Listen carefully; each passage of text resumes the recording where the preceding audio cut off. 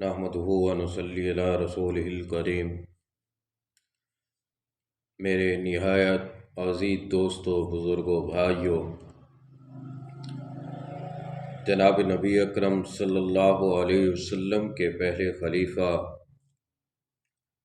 خلیفہ بلا فصل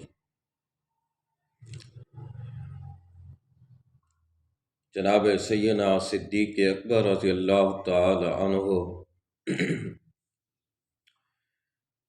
یہ پہلے خلیفہ ہیں جو سب سے پہلے آقا علیہ الصلوۃ والسلام کی ذات پہ ایمان لے آنے والے ہیں۔ ایک مرتبہ یمن کی طرف تجارت کی غرض سے گئے ہوئے تھے۔ جب یمن میں پہنچے تو معلوم ہوا یہاں ایک نیک بزرگ رہتے ہیں، تو ہمیشہ نیک انسان کی یہ فطرت ہوتی ہے کہ جب اسے معلوم ہو جائے کہ فلاں جگہ پہ کوئی نیک بزرگ اللہ کا ولی رہتا ہے تو اس کی زیارت کے لیے وہ ضرور جاتے ہیں۔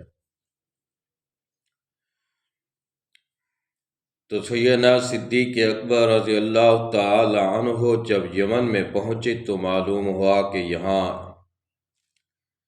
ایک اللہ کے ولی بزرگ رہتے ہیں۔ سیدنا صدیق اکبر رضی اللہ تعالی عنہ نے سوچا کہ کیوں نہ ہو کہ ان کی زیارت کے لیے جایا جائے۔ دعا کرانے کے لیے سیدنا صدیق اکبر رضی اللہ تعالی عنہ گئے۔ سیدنا صدیق اکبر رضی اللہ تعالی عنہ کہتے ہیں کہ جب میں ان بزرگوں کے قریب پہنچا تو دیکھا وہ بزرگ نہایت کمزور اور ضعیف تھے، اور اس کے پلکوں کے بال چہرے پہ پڑے ہوئے تھے، انتہائی کمزور تھے۔ میں نے ان کے قریب جا کر کہا کہ السلام علیکم، تو اس بزرگ نے جواب دیا وعلیکم السلام ورحمۃ اللہ وبرکاتہ۔ پھر وہ مجھ سے کہنے لگے کہ بیٹے آپ کا نام کیا ہے؟ میں نے کہا کہ میرا نام عبداللہ ہے۔ پھر انہوں نے کہا کہ آپ کے والد کا نام کیا ہے؟ میں نے کہا میرے والد کا نام ابو قحافہ ہے۔ پھر انہوں نے کہا کہ آپ کے اماں کا نام کیا ہے؟ میں نے کہا میری اماں کا نام ام الخیر ہے۔ جب اس نے پورا نسب پوچھ لیا، پوچھنے کے بعد کہا کہ بیٹے قریب ہو جاؤ۔ جب میں قریب ہوا ان کے تو اس نے اپنی بھونگ کے بال اوپر کر کے دونوں آنکھیں کھول کر میرے چہرے کو دیکھا، اور دیکھ کر آسمان کی طرف نگاہ اٹھائی اور کہا کہ الحمدللہ۔ میں قریب ہو کر اس بزرگ سے کہنے لگا، میں نے کہا کہ حضرت میں تو آپ کی زیارت کرنے کے لیے آیا ہوں، لیکن آپ مجھے دیکھ کر کہہ رہے ہیں الحمدللہ، اس میں راز کی کیا بات ہے؟ اس نے کہا کہ بیٹے میں عام انسان نہیں ہوں، میں عام آدمی نہیں ہوں، میں تورات کا عالم ہوں، انجیل کا حافظ ہوں، اور زبور کا علم میرے سینے کے اندر ہے۔ آسمانی کتابوں کا علم خدا نے مجھے عطا کیا ہے۔ میری اس وقت عمر کم نہیں، تقریباً 390 سال میری عمر ہو چکی ہے، اور 4 صدیاں بیت چکی ہیں۔